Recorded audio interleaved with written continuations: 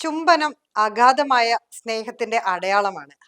അമ്മ മക്കളെ ചുംബിക്കുന്നത് കവിളിലോ നെറ്റിയിലോ ആണെങ്കിൽ പ്രണയിക്കുന്നവർ ചുണ്ടുകൾ തമ്മിൽ ഉരസിയാണ് സ്നേഹം പങ്കുവെക്കുന്നത്.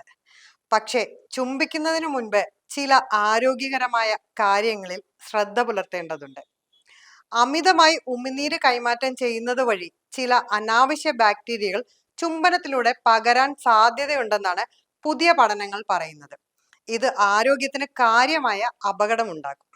പിന്നെ ഗ്ലൂട്ടൻ അലർജി പോലുള്ള അവസ്ഥയുള്ളവർ പങ്കാളി ആഹാരം കഴിച്ച ഉടനെ ചുംബിക്കാതിരിക്കാനും ശ്രദ്ധിക്കണം. എന്നു കരുതി നിങ്ങൾ ചുംബനം നിർത്തേണ്ടതില്ല, പകരം അര ഗ്ലാസ് വെള്ളം കുടിച്ചാൽ മതി.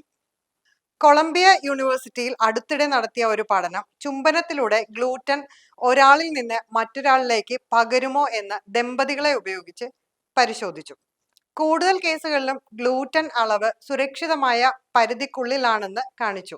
എന്നാൽ ചില സന്ദർഭങ്ങളിൽ അത് സുരക്ഷിതമായ പരിധി കവിഞ്ഞു.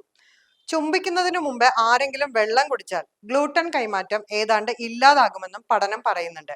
ഇതിനർത്ഥം ഒരാൾക്ക് സീലിയാക് രോഗമുണ്ടെങ്കിൽ അയാളുടെ അല്ലെങ്കിൽ അവളുടെ പങ്കാളി ചുംബിക്കുന്നതിനു മുൻപ് അര ഗ്ലാസ് വെള്ളം മാത്രമേ കുടിക്കാവൂ എന്നാണ്. ഇതിനിടെ US-ലെ മയോ ക്ലിനിക്കിൽ നടത്തിയ മറ്റൊരു പഠനത്തിലും ഉമിനീരിലൂടെ പടരുന്ന ഒരു വൈറസിന്റെ സാന്നിധ്യം കണ്ടെത്തിയതായി പറയപ്പെടുന്നുണ്ട്. ഇതിനെ എപ്സ്റ്റൈൻ ബാർ വൈറസ് എന്ന് വിളിക്കുന്നു. ഈ വൈറസിന്റെ വ്യാപനം ചുംബന രോഗം എന്നറിയപ്പെടുന്ന ഒരു രോഗത്തിന് കാരണമാകുമെന്നും പറയപ്പെടുന്നുണ്ട്. ഈ രണ്ട് രോഗങ്ങളും പടരുന്നത് ഉമിനീരിലൂടെയാണ്. ആദ്യ പഠനത്തിൽ ഉമിനീരിലൂടെയുള്ള ഗ്ലൂട്ടൻ കൈമാറ്റം കണ്ടെത്തി. അത് ദഹന വ്യവസ്ഥയിൽ ഉടനടി സ്വാധീനം ചെലുത്തും. രണ്ടാമത്തെ പഠനത്തിൽ ഉമിനീരിലൂടെ പകരുന്ന വൈറസ് ഗുരുതരമായ രോഗത്തിന് കാരണമാകുമെന്നും കണ്ടെത്തിയിട്ടുണ്ട്.